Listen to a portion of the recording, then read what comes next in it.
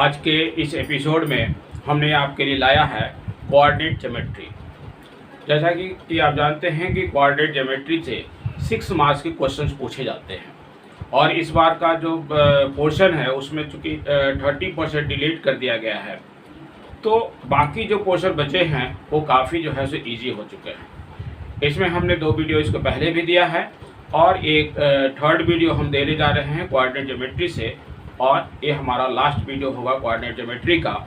और चूँकि आप सारे वीडियो को आप देखेंगे तो मात्र 1-2 फार्मूला पर ही ये पूरा कोऑर्डिनेट ज्योमेट्री से रिलेटेड क्वेश्चन सॉल्व किए जाते हैं।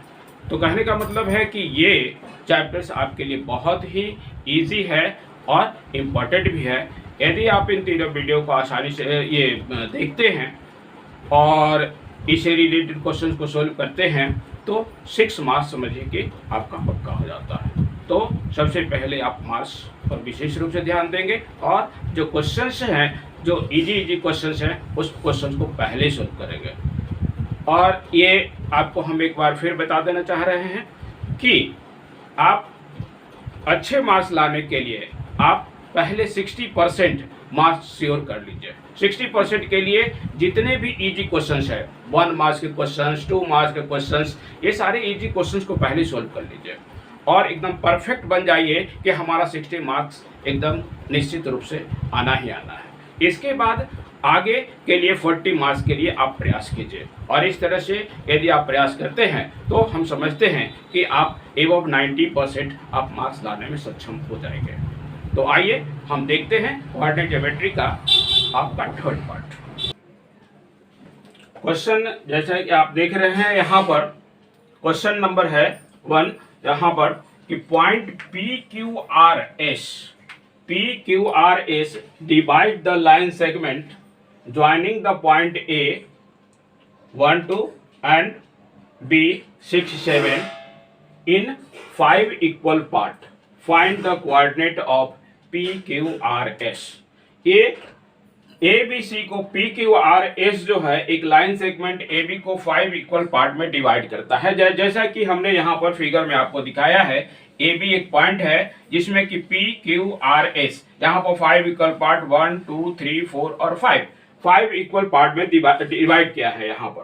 तो सबसे पहले इसका हम रेशियो पता करेंगे। यहाँ पर देखिए, यहाँ पर P का जो रेशियो होगा, यहाँ पर AP रेशियो PB होगा, यानी AP 1 पार्ट है और PB आपका 4 पार्ट है, यानी रेशियो होगा 1:2। इसी तरह से AQ रेशियो QB, यानी AQ होगा आपका 2 पार्ट और QB होगा 3 पार्ट, तो रेशियो हमारा बना 2:3। इसी तरह से AR रेशियो RB जो कि 3:2 होगा और AS रेशियो SB जो है आपका 4:1 होगा। कोऑर्डिनेट ऑफ A को हमने x1 और y1 लिया है और कोऑर्डिनेट ऑफ B को हमने x2 और y2 लिया है यहाँ पर, और पॉइंट P के कोऑर्डिनेट को x और y से इंडिकेट किया है यहाँ पर बाइसेक्शन फॉर्मूला हम लोग जानते हैं कि x इज इक्वल टू होता है mx2 plus nx1 by m plus n और y is equal to my2 plus ny1 by m plus n। तो यहाँ पर हम x का जो फॉर्मूला यहाँ पर x इज इक्वल टू हम फाइंड करते हैं।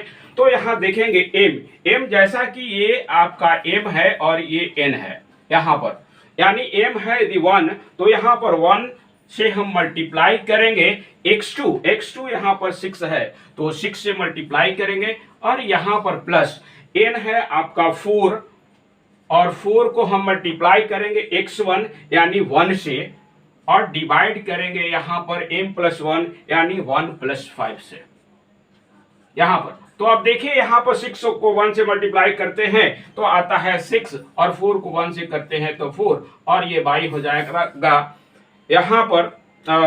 और इस तरह से 10/5 इक्वल टू हो जाता है 2, यानी x का वैल्यू हमारा आ गया 2। इसी तरह से यदि हम y का वैल्यू पता करें, यहाँ पर देखिए y का वैल्यू यहाँ पर y इज इक्वल टू यदि हम देखें तो my2 है तो m आपका है 1 तो 1 यहाँ पर लिखेंगे और इनटू y2 यहाँ पर देखिए 7 है तो 1 को हम 7 से मल्टीप्लाई करेंगे और प्लस n है आपका 4 और y1 यहाँ पर देखिए आपका 2 है, तो यहाँ पर 2 से मल्टीप्लाई करेंगे और इस तरह से यहाँ पर 1 + 4 लिखेंगे। तो देखते हैं यहाँ पर 7 हो जाएगा और 4 2 जा 8, 7 और 8 को यदि हम मल्टीप्लाई ऐड करते हैं तो ये आता है 15 और ये y आता है 5 और इस तरह से आता है 3। तो जो कोऑर्डिनेट होगा आपका x और y का कोऑर्डिनेट यानी pxy, यहाँ पर देखें तो आपका जो वैल्यू होगा यहाँ पर p और x का वैल्यू है 2 और इंटू ये हो जाएगा 3, यानी कोऑर्डिनेट ऑफ p = 2 और 3 होगा।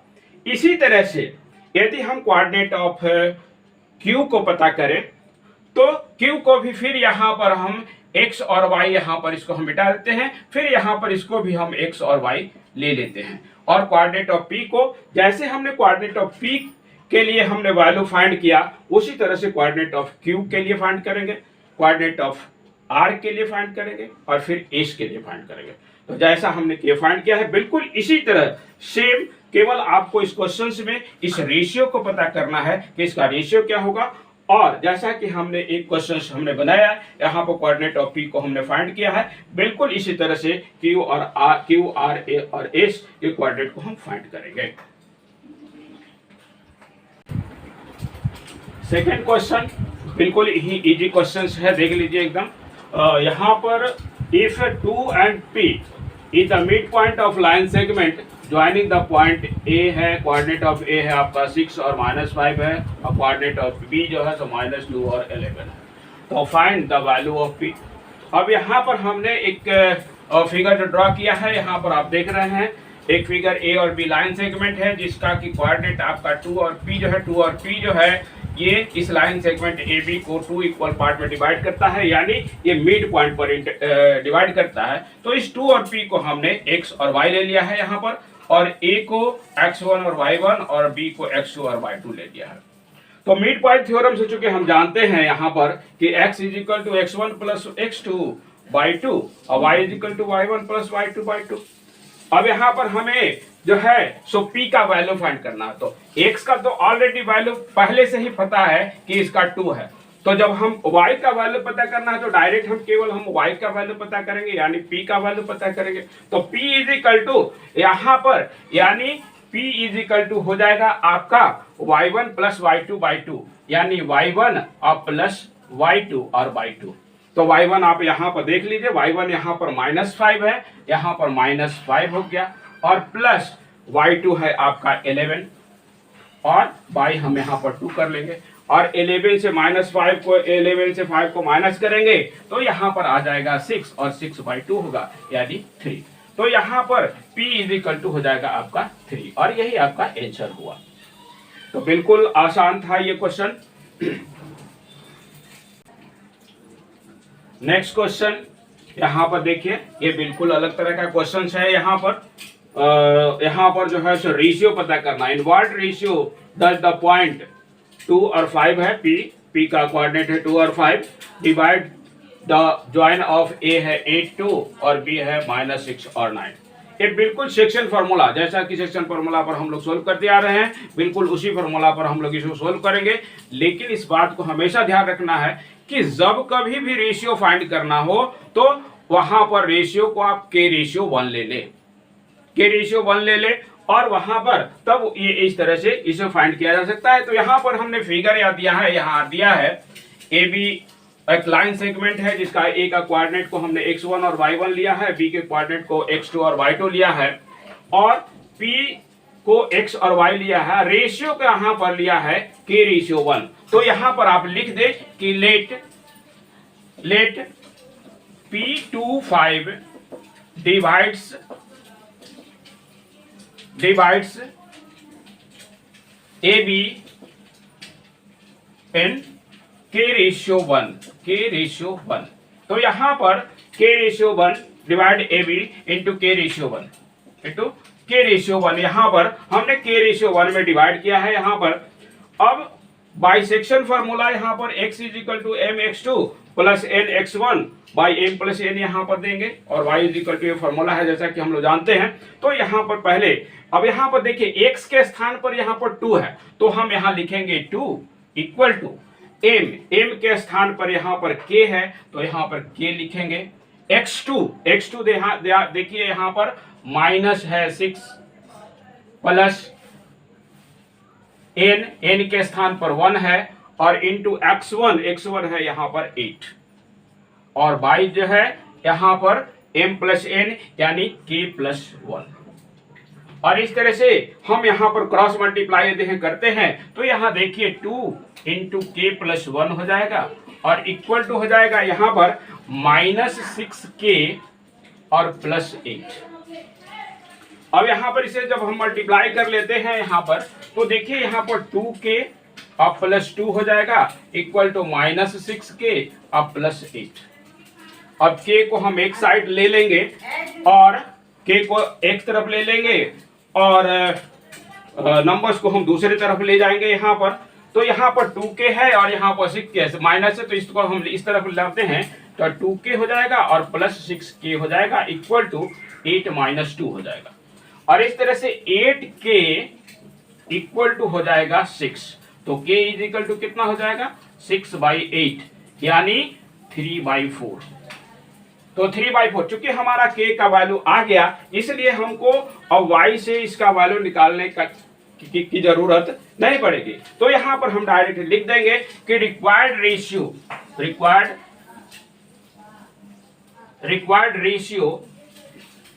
इक्वल टू 3/4 और यही हमारा आंसर हो जाएगा। नेक्स्ट क्वेश्चन हम लोग देखते हैं। बिल्कुल अभी जो हमने क्वेश्चन देखा है बिल्कुल उसी तरह का, इसमें भी रेशियो फाइंड करना है, लेकिन यहाँ पर कोऑर्डिनेट ऑफ P का में M भी फाइंड करना है। यहाँ पर बस थोड़ा सा केवल अलग है, उससे बिल्कुल उसी तरह से हम लोग फाइंड करेंगे। यहाँ पर भी P जो है AB को k/1 में डिवाइड करता है। तो यहाँ पर लिख देंगे कि let P divides AB into k/1। अब यहाँ पर bisection formula x is equal to mx2 plus nx1 और m प्लस n और y is equal to my2 और plus ny1 by m plus n है यहाँ पर। अब यहाँ पर देखिए चूंकि यहाँ पर P का जो कोऑर्डिनेट है m और 6 है, जिसमें से x का वैल्यू आपका फाइंड करना है यानी m फाइंड करना है, लेकिन y का वैल्यू गिवन है। तो जो गिवन है पहले हम उसी से हम फार्मूला फाइंड कर लेंगे यहाँ पर। तो यहाँ पर y is equal to y का हम फार्मूला यहाँ पर यूज करेंगे। इस फार्मूला से देखिए यहाँ पर y से हम पहले यूज करेंगे यहाँ पर। तो यहाँ पर 6 इज इक्वल टू लिख लेंगे यहाँ पर m है यहाँ पर k इंटू y2 यहाँ पर देखिए ये है x1, ये है y1, ये है x2, ये है y2। तो y2 यहाँ पर है 8, तो यहाँ पर 8 मल्टीप्लाई किया प्लस n जो है आपका 1 है और इंटू y1 है आपका 3 और y आपका k/1 यानी m प्लस n यानी k/1 k+1 यहाँ पर हम लिख लेंगे। अब इसी तरह जैसे पहले मल्टीप्लाई किए थे बिल्कुल उसी तरह से यहाँ से मल्टीप्लाई करेंगे 6 से। तो यहाँ पर हो जाएगा 6k आप plus 6 is equal to 8k आप प्लस 3। अब k वाले को एक तरफ हम कर लेंगे और नंबर्स को हम दूसरी तरफ ले जाएंगे। क्योंकि देखिए यहाँ पर k बड़ा है और यहाँ पर k छोटा है, तो इस 6k को ही हम दूसरी तरफ ले जाते हैं और 3 को इस तरफ लाते हैं। तो यहाँ पर यदि हम देखें यहाँ कि 6 minus 3 equal to 8k minus 6k। तो आप देखिए यहाँ पर 6 से 3 को माइनस यदि हम करते हैं तो आता है आपका 3 इज इक्वल टू 2k। तो k इज इक्वल टू कितना हो जाएगा 3/2 यानी हमारा रिक्वायर्ड जो रेशियो होगा, रिक्वायर्ड रेशियो जो है इक्वल टू हो जाएगा आपका 3/2। अब यहाँ पर जब रिक्वायर्ड रेशियो हमारा 3/2 आ गया तब यहाँ पर m का वैल्यू यानी x का जो वैल्यू है यहाँ पर इस फॉर्मूला का यूज करेंगे आप, और यूज करते हुए m के स्थान पर आप 3 वैल्यू पुट करेंगे और n के स्थान पर 2 वैल्यू पुट करेंगे और इस तरह से m का वैल्यू फाइंड कर लेंगे। तो आप इस क्वेश्चन को आप खुद फाइंड करेंगे। यहाँ पर बिल्कुल इसी तरह से है। तो यहाँ पर आपको हम समझते हैं कि m का वैल्यू फाइंड करने में कोई प्रॉब्लम नहीं होगी, क्योंकि रेशियो हमारा पता हो गया कि यहाँ पर 3:2 हो गया। जब 3:2 हो गया तो जैसे x का वैल्यू हम फाइंड करते हैं उसी तरह से x का वैल्यू आप इस फॉर्मूला को यूज करते हुए फाइंड करेंगे। तो आइए इसी के साथ आज आपका एक कोऑर्डिनेट ज्योमेट्री जो पार्ट है वो समाप्त होता है, और आपसे रिक्वेस्ट है कि हमारा आप वीडियो पूरा देखेंगे। और इस वीडियो में प्राय ये देखा गया है, इस वीडियो में ये प्रयास किया गया है कि जो इम्पोर्टेंट क्वेश्चंस है उसी इम्पोर्टेंट क्वेश्चन को सोल्व किया गया है, और इससे रिलेटेड जितने भी क्वेश्चंस हैं वो आप आसानी से बना सकते हैं। तो इसका यदि आप अच्छी तरह से प्रैक्टिस कर लेते हैं, इसे देख लेते हैं अच्छी तरह से, और आप इसी से रिलेटेड क्वेश्चन को यदि आप सोल्व करते हैं तो आपको किसी तरह का कोई प्रॉब्लम नहीं होगी। अंत में हम आपसे चाहेंगे कि आप इसे जो है लाइक ज़रूर करेंगे और सब्सक्राइब भी करेंगे, ताकि हमारा हर नया वीडियो आप तक आसानी से पहुंच सके।